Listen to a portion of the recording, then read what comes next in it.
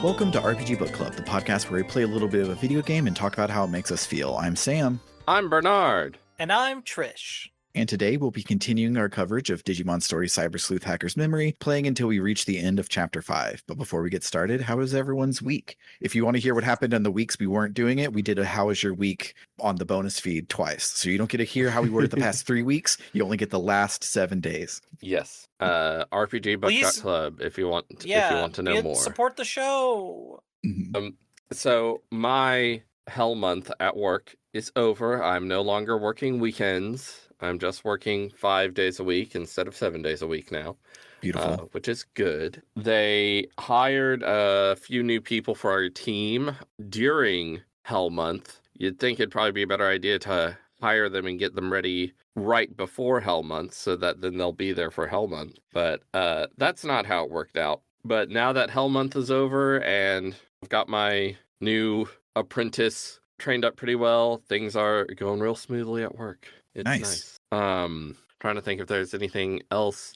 I mean, there's been some video games industry news, but that's more of a victory lap thing. Shit's been happening in the video game industry. Yeah. Emphasis on the word shit. Yes. Shit, not as in the general stuff, but shit as in it is actually bad. But anyway, I'm done talking about my week. All right, what about you, Trish? So here's the thing. In a very real sense, like day to day, I've had a pretty good week. Work's been coming back to work has been nice. It's gone well. I've had a lovely time. I had to get blood drawn today, which sucked, but it meant I got to go on a little excursion with Emma, and that was nice. We had a lovely time. But I can't really say it's been a good week. So I'm not going to get extremely in depth on it, but basically my wife left the state yesterday because on Tuesday she got a call that her grandmother had a stroke. Oh man. And the situation got worse day by day, so that by the time she had left yesterday, her grandmother was dead. Mm-hmm. And so she's having to deal with that. Rough. And, go be with her family through this. And that's, really rough. And at the same time, yesterday, I get a text and it looks like my dad's liver cancer is back. So I'm trying to be hopeful. He's beaten liver cancer once. He beat a fucking glioblastoma. He has a good track record with handling cancer, but, still scary. Yeah. And I should say, my wife's grandma dying is one of 3 people's parents or grandparents who've died in the last week that in my friend / polycule group. So yeah, it's just rough as fuck, and I'm trying not to be too stressed about it, but it's hard. Also, to make everything worse, it is unbearably hot here as it is many other places in the world. It is. I don't want to complain too much about that though, because people are dying by the thousands in India, and it's like this experience sucks. It is not literally killing me. Yeah. So I don't. Yeah. But how have things been with you, Sam? So I had a lot happier news, and I feel bad. No, please give me happy news, dude. Give me happy news, or I'll kill you. So my boss is one of the 2 good bosses on the face of the planet, and oh shit, you got the second one. It's me and you. Yeah. So if you've been paying attention for the past 3 months, I have been almost done with this project at work for 3 months, and it's been horrible, and I've hated it. And my boss stepped in and was like, if you need to say anything about the app, you have to email me and I will tell Sam if it's important. Just let him be over with this. And she stepped in and was taking all that off my plate, which was awesome. So I am finally done with that, which means I am finally taking my week vacation that I wanted to decompress from all of that. And it lined up to be with GDQ this weekend. So I will be having a great time doing jack shit. I have been playing a lot of a video game that if you got it for free on PlayStation Plus, you should play it. And if you did not get it for free on PlayStation Plus, you shouldn't get it because Microsoft owns Obsidian now. But I've been playing Grounded, and it's very, very fun. And you should not give Microsoft any money. But I am enjoying myself a lot with that game. And it's weird, like, so you know the Tetris effect? Like when you play Tetris, you start thinking of like, oh, I could totally put my bookshelf on top of my dresser and it would get me a Tetris or whatever. I was walking to the laundromat and I kept looking at like, oh, that's a dandelion. That's a thistle. That's a clover, because Just like I in had been Grounded. just like in Grounded. And it is very, very funny having the Tetris effect, but for flowers and stuff. But That's silly. it's very, very silly. But yesterday I got the kids back after a week of not having the kids, and it was weird and quiet, and I'm glad that they're back. But yeah, other than that, it's GDQ this weekend, and I'm excited to not this have to whole work. next week. Yes. Yeah, starting this weekend. Starting this weekend and going for a whole week, and I'm excited. I always take off work because a lot of times I will want to watch Silly Block at 3 a.m. or whatever, and I'm going to do that, and I don't want to be lethargic at work the next day, because more than likely that's when they're playing or they're running Majora's Mask, and I want to be up for that too. So it's just easier if I just take the whole week off so I can watch whatever I want whenever I want. That is so valid of you.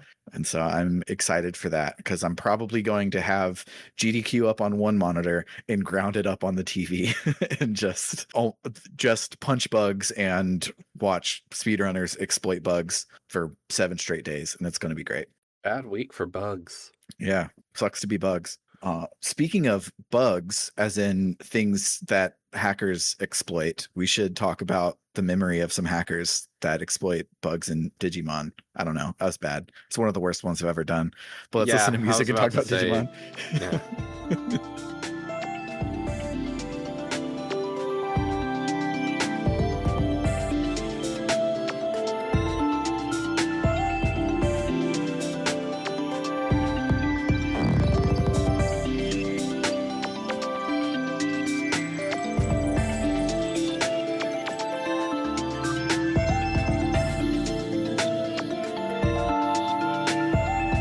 So I don't even remember what happened at the beginning of this week, because I think I played chapter 4 like a few weeks ago, and then I played chapter 5 over the course of a couple weeks, because it just doesn't end. No, it doesn't. It is, and it's not like it doesn't end because it has a lot going on that's really important.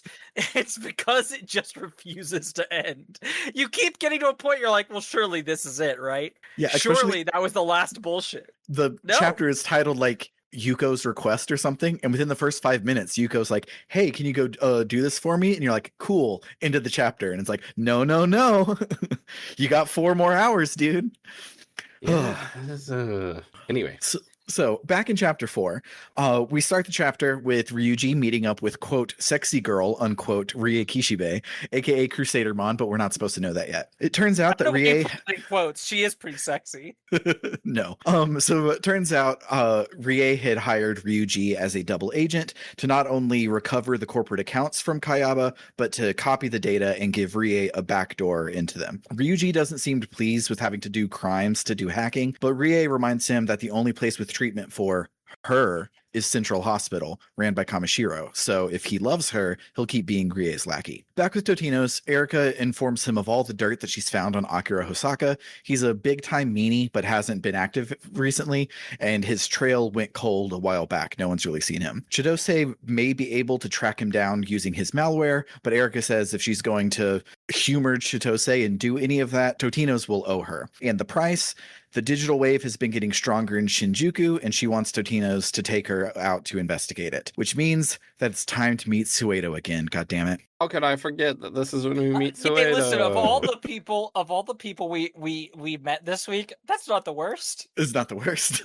So Totino's and Erika head outside, and Erika says that she's forgotten how bright it was out here. Totino's asks her how she forgot. Doesn't she go to school? And Erika is about to spoil the end of this chapter by responding, but then Yu shows up and apologizes for being a dick earlier. Those guys were losers and they were picking on him, but he's glad that Totino's was there to help. He asks who Erika is, and Erika punches Totino's. Yu says, okay then, and leaves. And the Totinos turns to Erica to demand an answer, and she doesn't give one. What the fuck was that scene? Am I having a stroke? I don't understand it.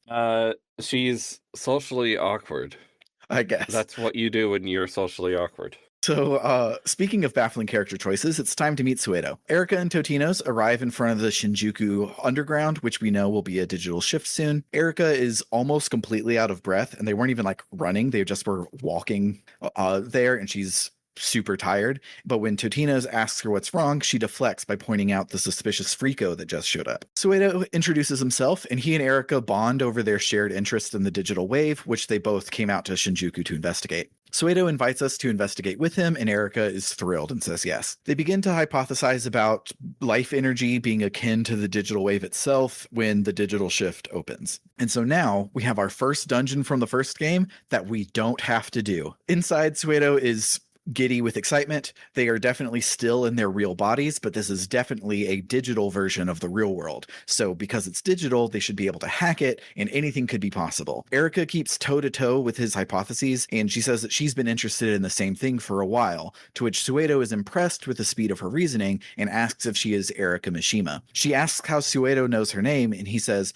"Oh, it's just, I'm your ... but he doesn't finish before an eater shows up. Suedo catches them up on what an eater is, but doesn't go into Eden syndrome, just says that people who encounter eaters have their data glitched out. But exposition is for later, we need to fight an unwinnable battle. Dealing 0 damage 5 times scares the eater away, and Suedo is like, interesting, Digimon have resistance to the eater phenomenon, and he thanks Erica and Totinos for their help when we hear Matayoshi heading into the digital shift. Suedo leaves, and Erica has an episode of her mysterious affliction and collapses to the ground. Matayoshi runs in, sees Erica, and rushes over to help her. Matayoshi and Totinos take her to Central Hospital, where Matayoshi explains what's going on. A while back, Erica and her parents were in a car accident, and her parents died and left Erica with the never-before-seen brain sickness. Ryuji is trying everything to find a cure, and nowhere but Central Hospital can even treat it, let alone cure it. Ryuji arrives freaked out, but Matayoshi says that it was just a mild attack this time, so Ryuji relaxes a little. He asks Totinos to go wait in the lobby while he goes in to see her. Matayoshi leaves to go see what Totina and Arata got up to in the digital shift, so Totinos is by himself and decides to get some snacks in the lobby from the vending machine. But when he's there, he accidentally presses the wrong button and orders some weird spicy flavor, much to the delight of the goth cutie standing in line behind him. This is, of course, Yuko, and she asks for a recommendation from the machine, but she does it in a mysterious way that either could be a hint or could be a translation error. I love a game that keeps us guessing. She says, I trust your judgment whenever there's a path to choose, and it's their first time meeting, so don't know what she's saying. So Yuko's whole thing this week, it's been a while since we played the first game. Maybe I am misremembering, but has she been Flandersized to hell? I think so. Okay. Yeah. Because I was like, I knew she was eaten in the last game, but yeah, like they really have her eating food in this one a lot. In the last game, it was like a joke when it revealed that this little demure person that we've been following like can eat toe-to-toe with the Digimon, and that was over several chapters where it revealed that, and it just hits it hard from the beginning here. Yeah. And I appreciate that. We already played the first one. I don't need to have that slowly revealed again. I want to jump in with it being weird and silly. So no matter what Totinos recommends from the vending machine, Yuko decides to just trust her own instincts, and she'll pick one herself. She says that she's glad that she met Totinos, and before Totinos can be baffled too much, Ryuji returns to the lobby. Erica is all right, but she'll be staying in the hospital for a few days, so Ryuji and Totinos should head back to the cafe. There, Chitose joins them to get caught up on what happened to Erica. Totinos asks why Ryuji didn't tell him about Erica's sickness, and Ryuji says that there wouldn't have been a point. It's not like Totinos is specifically destined by the box art of this game to be able to uniquely help her or anything. Ryuji works himself up and decides to head off to Coolest Jets. Chitose says not to worry about it. Ryuji is just stressed AF because he has to take care of his sister and also run a internet cafe and also doesn't have any parents left, and so he's just kind of having a really bad time. Everyone in the Discord has been talking about Persona 5, so I just picture that Ryuji every time you say Ryuji, and that's a very different character. That's a very different character. Yeah. This guy is not Persona Ryuji. He's Persona... Akihiko. Oh, Akihiko, exactly. It's just Akihiko. Yeah.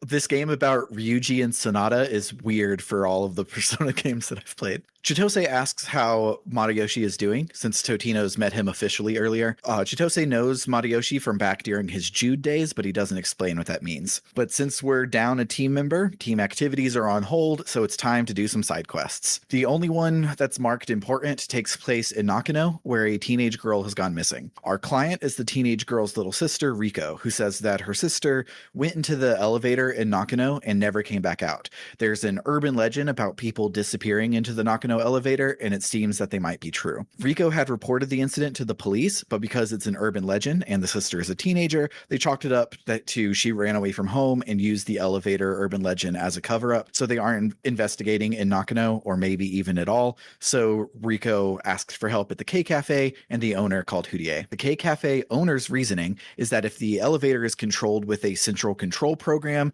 and there's an extra floor somewhere in Nakano, it should show up in the program as some bug or something. And so he wants Totino's to jack into the elevator while he goes with Riko and retraces their steps exactly so that we can see if anything weird happens. But we don't have to check the code to see the issue because we end up on the hidden floor just like Riko's sister did. And I complain about something really quick. Please. So every case that we take this week, it does turn out a hacker is exactly what we needed to figure it out and get it done and everything. However, last game, we took so many bizarre, stupid-ass cases that have nothing to do with detective work, and this week we have missing persons and thefts. I feel like, and the K Cafe owner and Matayoshi, they know the detective agency. I feel like they should have gone to them for missing persons and things being stolen this week. Yep. So we investigate the floor and we realize that it's a digital shift, and a Sanglupmon was using it as a hiding space because he hates humans or something. Honestly, it's the weakest part of this quest. I don't remember it. So we beat Sanglupmon, rescue the sister, and then Totino's hacks the elevator so that can only be able to go to the main 4 floors and doesn't ever go to the digital shift ever again. So I don't know how they actually pronounce it in Digimon, but the 2 first syllables of that are the French words for blood and wolf. Yeah. So as you might guess, there are some consonants that should be dropped out in a proper pronunciation, but I don't know how they actually pronounce it in Digimon. Could be fucking anything. Yeah, I just thought that was a fun fact. It's Blood Wolfmon. Yeah, which is what it is. It's very cool. It's one of my favorite like C-list Digimon. Mm-hmm. Every time it shows up, I'm like, oh hey, it's that guy. But I wouldn't like put it on my team or anything. Mm-hmm. After reporting this quest, Totino's gets a call from Kay. Totino's is like, listen, buddy, it doesn't look like you've actually got any intel on my case. It looks like you're just sicking me on people. Meet up with me in person or I'm blocking your number. Kay reluctantly agrees and says to meet up in Eden the next day. Totino's, knowing that he's dealing with a hacker, heads there early to set up some malware to track Kay, but Kay is a better hacker and had already had his own malware there. So Totino's trips the alarm and fights the Digimon that show up. Afterwards, Kay calls him and is like, you can't double cross a double crosser. But you trying means that you've got Moxie, kid. So you can take this invitation to meet the worst character in this duology. He gives Totino's the URL to the Demon's Den and a mask so that he will fit in. And that's right, it's time for Jimiken. And I don't know, again, I don't know if this is a translation mistake or if this is a hint on something, but Jimiken's name, every time they say it this time, is Jimiken. And that was a bit that Matayoshi was doing last game where he was saying it wrong, but I don't know if it's a bit or if it's the translation mistake. Like I said, I love a game that keeps you guessing. I'm pretty sure, just from my read of it, Jimmy Space Kin is the stage name, but then a shortened abbreviation version is Jimiken as one word. Okay. That's just how his fans refer to him or whatever. Okay. But man, Jimiken's grown on me. This scene was funny to me. If it was funny, but I was also just like, I need this guy to leave as soon as possible. And he does. He leaves pretty quickly. Yeah, we have more dealings with the demons and they don't involve Jimiken. So I think he won't get on our nerves too much this game. When he says Yahoo and it lasts for like 3 text boxes, I was like, okay, So that's pretty good. So the scene is funny, but it doesn't really matter. It's just showing when Jimiken and the demons decided to split from Zaxxon. But what does matter is that Totino sees a mysterious hacker in a hoodie that's vaguely shaped like Kay's avatar hiding in the back corner. If you missed it while you were playing, I did too. I only saw it in the long play, but Kay is definitely there, and that's cool. And before Totinos can go and investigate that, Jimiken pulls him aside. It's like, oh, you must be a new guy on the demons, so your job is to go and spy on Zaxxon and report back to Jimiken if anything interesting happens. Totinos realizes that being a double, triple, quadruple crosser and also keeping this from Houtier is a bad idea. He's way in over his head, and he decides to tell them everything. He tells them about Kay, about the double reverse ambush, about Jimiken, about his new mission, everything. They're like, yeah, we knew you were getting info from somewhere, and this all kind of makes sense now. Don't go running off into danger alone again, you dweeb. They say that they'll tell Faye and Yugo about the demons, and they'll see what to do from there. Faye and Yugo are patrolling in Kowloon level 2, and again, we have to help that loser hacker guy from the first game figure out why Digimon is the answer to get girls in order so that we can get past him and finish the dungeon. When we do, we are rewarded with a long conversation with Arata, who hides the fact that he's Arata Sonata to see what we think about him, like he's an undercover boss or whatever. But the only new information we get is that Arata thinks that the Judes would have succeeded in their Under Zero campaign if he hadn't shown up. Thankfully, Arata is interrupted by an eater that we have to fight, but after the fight, another eater shows up and attacks us, but Ryuji jumps in and destroys it before we can get eatered. Ryuji blows Arata's undercover boss cutter and makes sure that he knows that he was only saving Totinos. He would not have saved Arata if Arata was by himself. But while they're talking, more eaters show up, and Faye's Tiger Vespamon and Yugo's Machinedramon perform Top Anime Fights 2018, and they destroy them. Ryuji and Totinos attempt to get Yugo caught up, but he already knew about the demons defecting. Arata goes on for several text boxes about hackers should be free and Zaxxon shouldn't care if the demons separate or some shit, but much like Ryuji says, I'm done talking about him, and Arata runs off to go be a shitty person somewhere else. Yugo tells Totinos to be a double agent and report to Yugo if the demons do anything, and since he's such a newbie, the demons won't know that he's in Houtier except for the fact that he wears their logo large and visible on his jacket for the entire game. But Yugo echoes Arata's assertion that hackers should be free, but that a hacker's first responsibility should always be to protect Eden. So it's less about power levels and hacking prowess and more about the mettle of the hacker who's doing the hacking. He wishes us luck and leaves, and Ryuji says, he talks a lot. Don't listen to him. You can't protect anything without strength. Back at Houtier, Chitose says that he couldn't find anything on Kay, which implies that he's not been operating long because Chitose has eyes and ears everywhere. The gang wonders why Kay would be feeding them false info when Ryuji gets a call that Erika is being discharged. While he's waiting in the waiting room, Ryuji has a memory of Under Zero opening, but right as it opens, he snaps out of it in a hot sweat. The nurse brings Erika to him, and they return home. A few days later, Erika calls Totinos into her room. She has been looking into Suedo and the digital shift and the weird digital wave activity, the eaters, all of it. All of it is very weird and seems to be a sign that something big is coming. She asks Totinos what he thinks, and he has a bad poker face and looks concerned for Erika. And she's like, oh, so you obviously heard about my sickness. Don't worry, it's not like staying inside is what makes it any better. And then one of those pensive, sad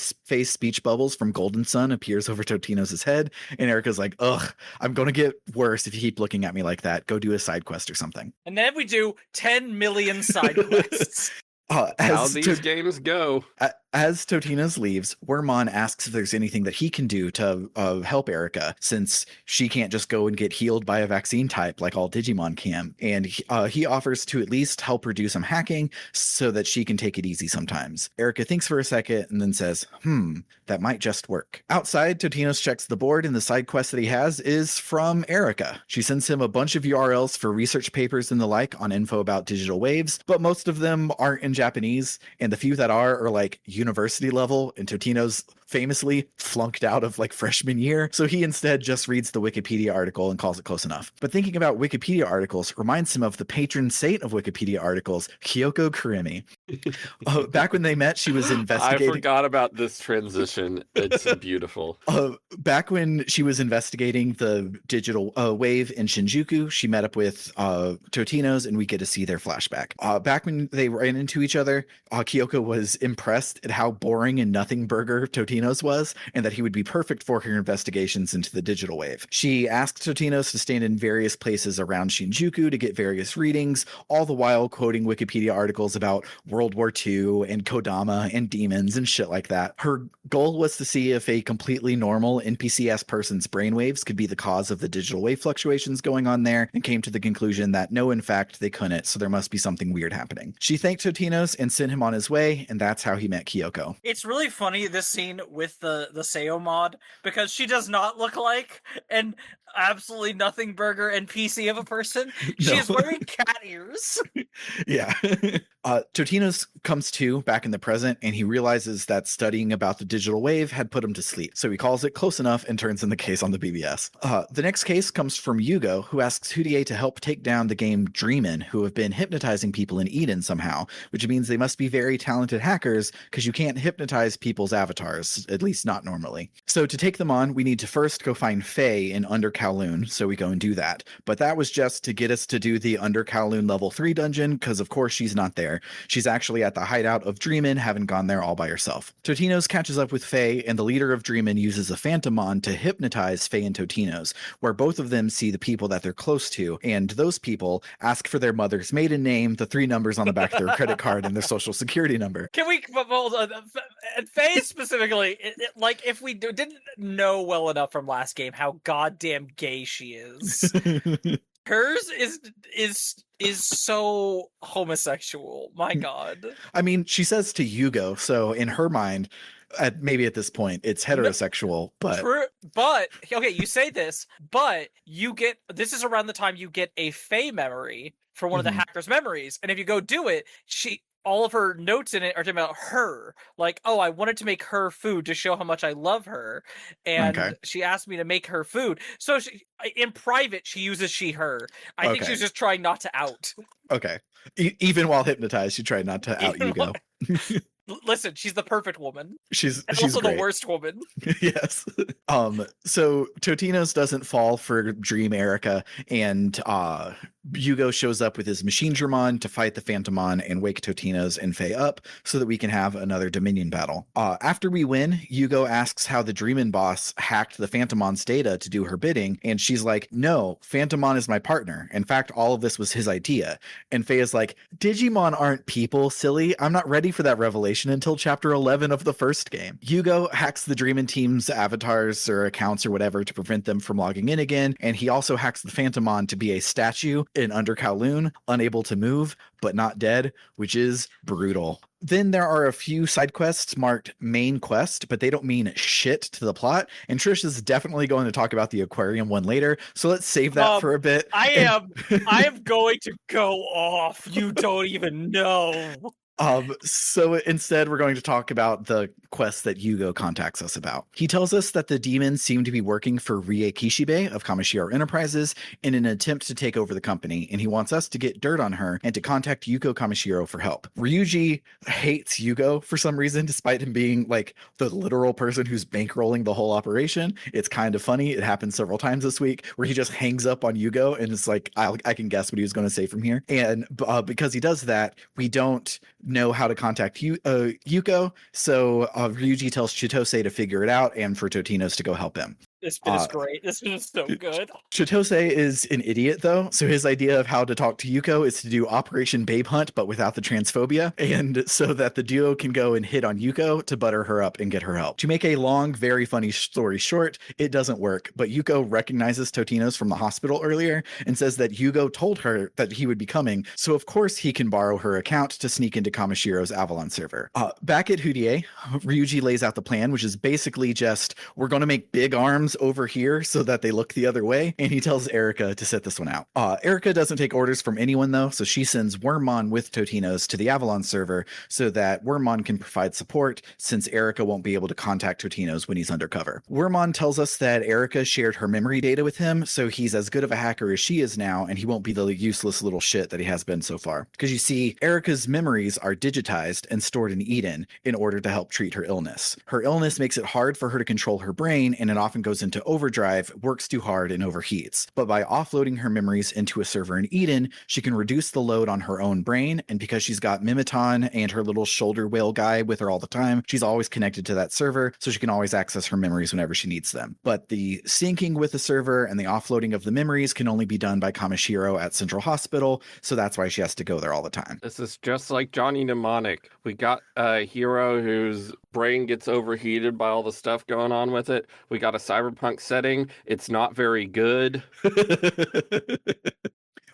If she didn't get it unloaded all the time, her brain would hyperfocus on the wrong things and stop sending control messages to the rest of her body, which is a bad idea. You don't want your brain to get so into hacking it forgets to tell your heart to pump, etc. So Wormmon and Totino's break into the Avalon server so we can reuse some assets, and at the end of it, we get to see Rie's room again, and this time Rie is there, and she wasn't expecting Yuko to show up. So Totino's tries to be quick on his feet and pass off as Yuko, and it seems to go well, but it probably didn't. This scene is really good, in my opinion. It's very good. Oh, agreed.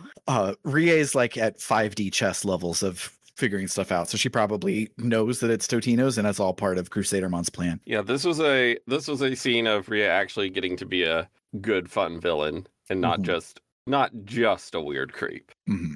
So Rie lets Totino's through, and he and Wormmon meet up with the security Digimon of the server and kick their ass enough to install the malware on them so that the malware can snoop around and find evidence of Kamishiro's illicit activities. Before they head out, Totino's asks Wormmon, can Erica be cured? And Wormmon says that Erica hasn't shared any memories related to that info, so Totino's will have to ask Erica about it himself. Back in the real world, the team is celebrating a successful mission, and Chitose runs off to be a scallywag and get a reservation at a maid cafe or something pervy like that, and Ryuji says that he knows that Erica helped Totino's on this mission, but there's really nothing he can do to keep her from doing stuff like that, so in the end it's fine. He also gives a little bit of backstory that it was Chitose who convinced Erica to convince Ryuji to form Hurie, and he says some emo shit about how Chitose is a better brother to Erica than he is. Skipping past some more side quests that don't matter at all brings us to the final side quest of the chapter, the one that's voiced, which usually means it's plot critical, but it's not. It's just Yuko asking for help on how to be a friend to Totina, and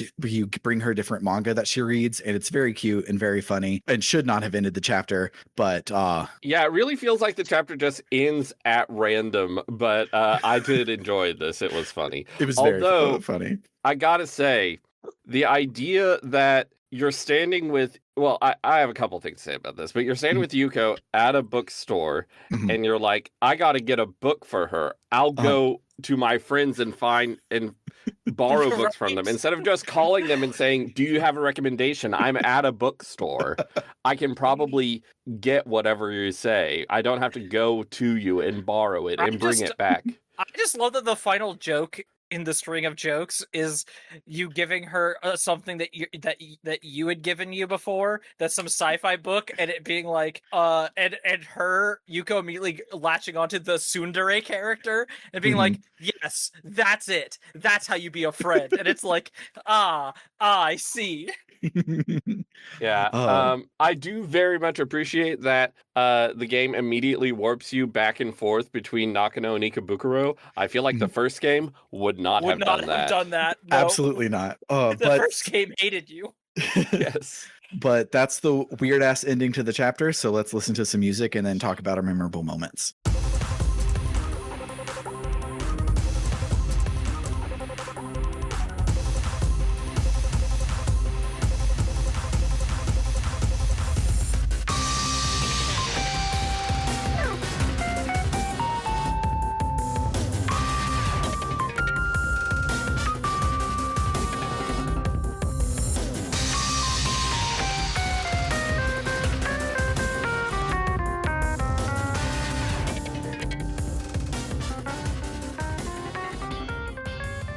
So this fucking aquarium.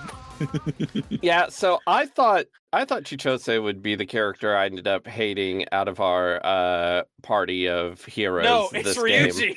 But yeah, it's Ryuji, isn't it? I hate him. So, audience, yeah. here's the scheme. The cops and an aquarium together ask Hughie or Hughie to help with a case. And you get an option to be like, I don't want to do that, which I did. And immediately what's fuckboy's name? Chitose. Chitose is like, yeah, I don't know if I like the idea of working for the cops either. That doesn't sound good. And then someone's like, yeah, but the detective, he's helped us out before. He's a pretty swell guy. Let's do it for him, right? And it's like, ugh, okay. So we do. And it's like someone has been breaking the security at this aquarium and sneaking in and stealing the fish for 1 hour, and then they're back. Which already fascinating. What the fuck is happening? So we find like a server address, of course, so we can go to the server and we can go and fight Digimon and blah blah blah. And then you get to like the second level of it, and it's a perfect recreation of the aquarium. And there's a woman there who's like, yeah, I love that aquarium so goddamn much, but they're planning on remodeling it soon, and they're gonna make it like look like a casino or a nightclub or something. Like there's gonna be a band. Like that's horrible, and I hate. And I was like, yeah, I took the answer like, yeah, that's tacky. That's a really bad idea. I understand why you're upset about that. And at first, it's like, so she broke the security and has been stealing the fish one at a time to scan them so they can have perfect digital recreations in her digital aquarium. Now, that's bonkers, but it's fun bonkers. Then I'm like, okay, lady, sure, fine. And so after that, it seems like that's the direction we're going, as the answer seems to be like, oh yeah, so like when the aquarium told the police to release her after 1 day because like who cares? Like it was a victimless crime, nothing bad happened, it's fine. And then Ryuji's like, no, oh, you let them release her? Are you an idiot? And it's like, what do you mean, Ryuji? And it turns out he knew, but told no one, that she had secretly planted plastic explosives into the aquarium. And once her aquarium was perfect, which I guess it is now, she was going to use a digital detonator to blow up the original aquarium rather than letting it be remodeled. But we hacked her detonator program. So instead of detonating the real explosives, it destroys and deletes her digital aquarium, which I feel like is like so petty and awful. Horrible. It is horrendous. And it's like I posted in the host chat earlier about this. I thought the first game was the Propaganda one. I thought we were done with it, but no, this mission is so cop bullshit. It's like, no, it's the worst kind of cop bullshit because it portrays like the police are too nice. That the police are too kind and like appropriate. Oh. And it's like, no, you need it to be more disciplinary. You didn't punish her enough, because if you let her go and she's gonna blow up the aquarium. I'll blow up the ocean. You know what this reminds me of?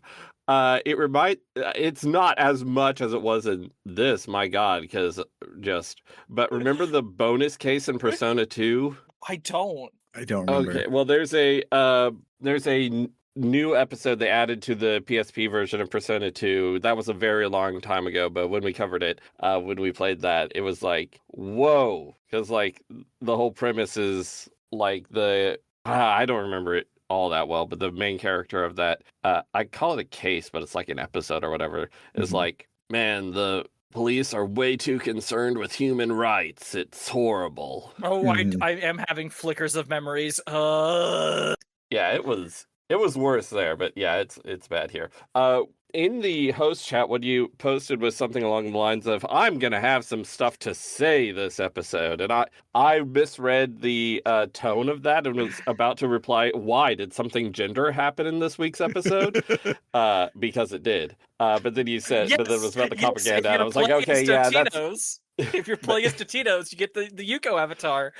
And what I love is how that happens with the Seo mod, because it's no longer like oh gosh, I'm a girl. Now it's like, oh, I'm a little taller and my boobs are smaller.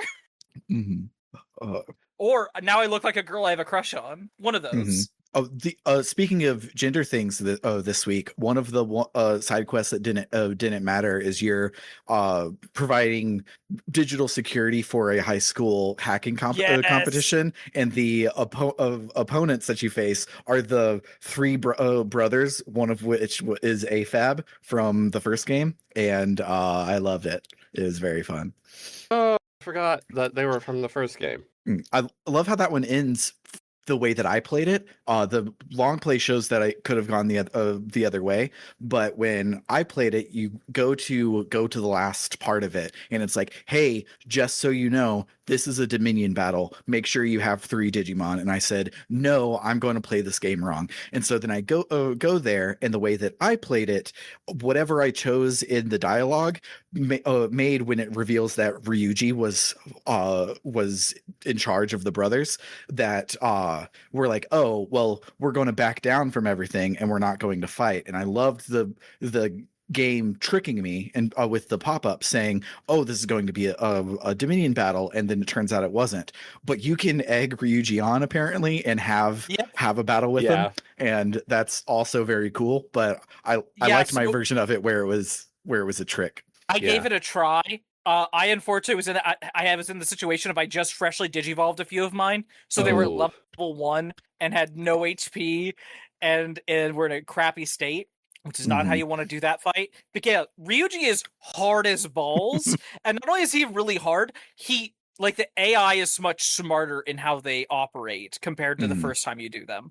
And the thing is with those Dominion battles is you're kind of handicapped because you have Erica on your team who just has Wormmon. Yep. So you're playing 2-on-3 either way. Yeah, I'm very glad I did. It's a high level Wormmon. Yeah. Okay. So yeah. He doesn't die just immediately. Because I only had one Digimon, and Erica only had one Digimon. Just facing against the brothers was really, really hard. So I'm very glad I did not have to face Ryuji, because he would have kicked my ass. If you do it and then you win, you do get a piece of equipment called a master disc, which apparently is like an obscenely good piece of equipment. But I'm good. Yeah. Oh crap, this mid-mom I wrote down, look at the screenshot on the game PC. So I'm gonna go to my game computer and get a screenshot for that one. I'll be back. Okay. So there was that part. There was the part where you see the person in the Mr. Navik costume. Oh my god. That entire quest. That was horrifying. The guy I was looking at hated it, was like, why is this in the game? I don't understand. And I'm like, for the vibes? You dummy? It's silly and ridiculous and kind of creepy. That's why we're doing it. But yeah, there's a whole thing of like, hey, there's some guy cosplaying Mr. Navik who's out there, and you find him and he follows you around. It's really creepy. And again, and then the it's occult something club shows up. I feel like there's some weird guy hanging out in a weird costume. I don't see how that has anything to do with hacking, but the hackers were the ones to take the job. But I found it really funny how it seems like the localizers wanted to do some sort of special text box, but there was no special text box in the game. So instead they just put some like slashes and stuff around the text. It's so good. And it's so weird looking. But yeah. So did you find the screenshot? I did. So it's a Digiline message from Erica after your first Dominion battle with her this week. And she says, there will be more hacker fights, so hang on to recovery items and exports. So then Totino says, get ready, really ready. And Erica says, then never mind. Oh, I took a screenshot of that too. What does that mean? So obviously this game relied a lot on like either machine translation or translating out of order, and the junior translator took it on or something, and they went back and polished it. And no one ever told the main editor of this game to look at the Digiline at all. All of them are horrible bad, but this is one of the worst ones. Yeah, so bad. Well, like my theory has been that the responses you can choose were on a completely different spreadsheet, so there was just no context for anything ever. But yeah, something was going on in the workflow that messed up the Digiline. Trish, have you been doing fashion as Sayo? I haven't yet. I'm sorry. Here's the thing: is I spent my time doing something else pointless this week, which is I got to the point where I had enough enough Digimon on my team. So first of all, we talked about this a little bit last week, I think, but I'm so glad acceleration exists. I'm so glad there's a fast button. Yes. I do wish you didn't need specific Digimon in your party, and also that you didn't you have to redo it sometimes, but sometimes I think I need to redo it and I don't, and if I go to redo it I just undid it and I have to redo it over that. So that's weird and annoying. There's also one where that just teleports you to the beginning of a dungeon without having to use an item. That's great. But there's another one that I was waiting to unlock for a while. Apparently you need I think a champion level vaccine before it unlocks in your party, which is the restoration hacking ability. And what that does is I knew it would be for this. I kept seeing, I just thought they looked like random weird metal pieces of junk, but no, they're broken Mr. Navits.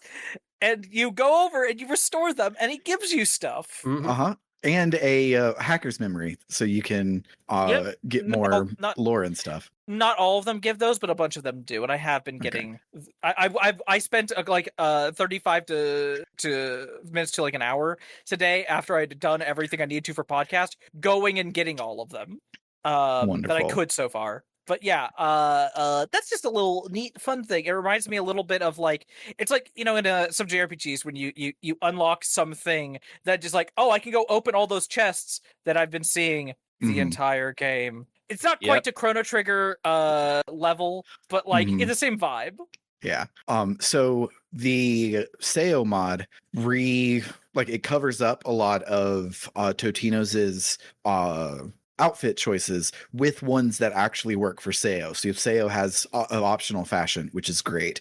One of which is a punk rock outfit with a leather jacket, a choker, a red plaid skirt, and fishnets. And so every time I had to do a mission to go infiltrate the demons, I wore that outfit. And then every time I was doing a side quest with the whole team, I changed into Sayo has a Hoodier outfit. And so I was like, oh, everyone's in uniform. I have to be in uniform. And it's been a lot of fun. And one of the outfits you can unlock is the Digimon World Dawn main character, because they were palette swaps on the DS, and so you can wear her outfit, which has bunny ears instead of cat ears, and it's very cute.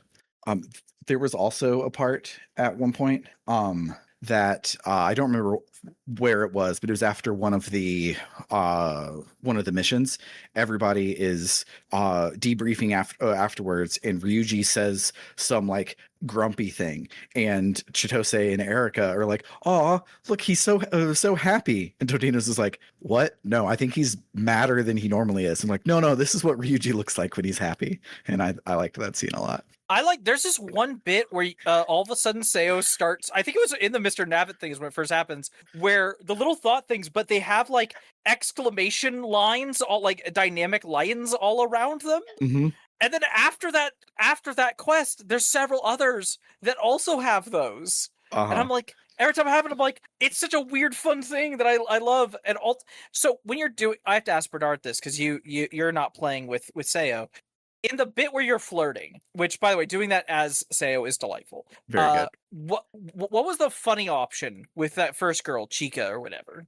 Because for me, the funny option was do a silly face, :D. Mine was do a silly face, and it's colon. It's I forget how exactly you do the Calmoji, I think it's called, but it's with the number 3, because that's the little whistling face that he does. Yeah. Oh, yeah, it was a different funny face then, but that's delightful. Yay. Which it's sort of, I forget that y'all are playing with a mod to make the main character different, because honestly, the main character's design might be my favorite thing about the game. Just every animation he does, every time he does his really weird smile, I'm like, this guy rules. Yeah, it's very good. Also, we mentioned it earlier, but I love Jimiken's 7 text box longest yeah boy in history. It's so good. I I really like when I can tell when I'm like playing or watching something in Japanese, Mhm. because I don't speak the language, I can't appreciate the voice acting as fully and everything, but I really enjoy when I can tell that a Japanese voice actor was really having fun with the character. Mhm. Yeah. And Jimiken's actor was having fun. Yuko's actor was having a lot of fun in that Mhm. goofy side Mm-hmm. quest about helping her find a friend, or learn how to fake being a friend. Mhm. Suedo also has some fun. Oh yeah. Yeah, there's good voice acting in this game. Yeah, I like the first game. I think Nokia had fun in every single text box, but I Oh wouldn't yeah. say that any of the voice acting was like great in the first game. But this time, like 3 years later, everybody's coming back, just like playing the hits, having a lot of fun, and it's very good. Um, I think my favorite Japanese voice performance I have ever heard is from, of all things, a very obscure, not very good Danganronpa-esque video game called Eurokill: The Calumniation Games, which I assume neither of y'all have heard Never of. heard of it. No. No. That does Uh, remind me. There's a Danganronpa like game I found out about recently because it got an anime adaptation, which is basically werewolf. I need to look up what that one's called. I think it's called like Gnosis or Gnosia or something like that. oh, I've heard of that one. Yeah, I really want to play it. It's really queer and really weird. Yeah, Like I've been wanting a to lot of the play that. characters are agender, including your protagonist. That's cool. Neat. Anyway, what The game art for you're talking Yuruko about? looks really cool. Yeah, the Mm. game isn't good, particularly, but the Monokuma of the game, who's this lady in a fox mask named Binko, her voice performance is just so over the top and ridiculous, and I love it so much. Yeah, this game looks like it sucks. I want to play it. Yeah, its whole thing is that it's, a death game visual novel, but the twist is there's shoot 'em up segments that aren't very good. Hell yeah, love that. I love. But anyway, yes. I was just going to say, I love when games are bad in a fun way. And that sounds like a very fun way to be bad, is to just shove a shmup inside of Danganronpa. Yeah, I mean, Danganronpa's got to have some sort of bad gameplay feature in it. Of That's true. course.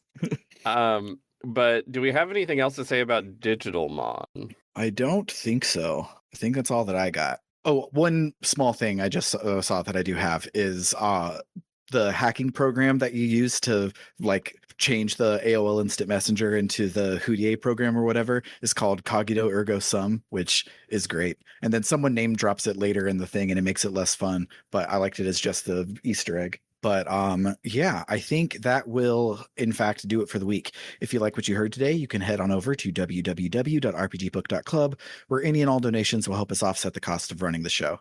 If you decide to donate $1 or more a month, you'll become one of our gadabouts and also get access to our bonus feed filled with after shows for every episode, as well as bonus seasons of the show, such as Tales of Podcastia and the Escape Pod. If you up your donation to $5 or more each month, you can become one of our warriors and get your name read at the end of every episode, a little like this. Shoutouts to Dragon Slayer 19, Freddie Rodriguez, and JFro Prime.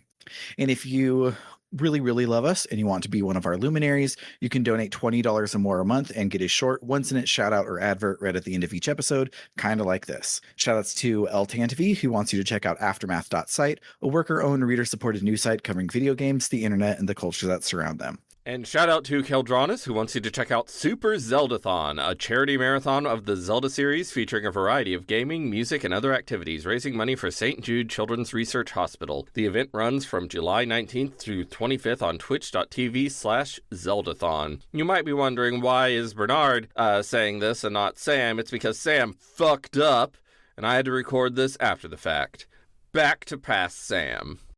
And shoutouts to Cerebral Wind, who says, if you're looking for a new JRPG fix, the entire Modern Persona trilogy is on sale on Steam for a combined price of under $60, and you could mod them to make them Yuri, and Yuri is good. And then shouts to Vimk, who says, this is her being sad and desperate, said Gideon. And then shouts to It's Clear Time, who says, for you TTRPG nerds, check out Fabula Ultima. I'm not affiliated with the game, I just think it's neat. For RPG Book Club, I've been Sam. I'm Bernard. And I'm Trish. Toodaloo, folks. Bye-bye. So before we go, I have to say I forgot a memorable moment. Mhm. As you were doing the sign off, and I was ignoring you as I always do.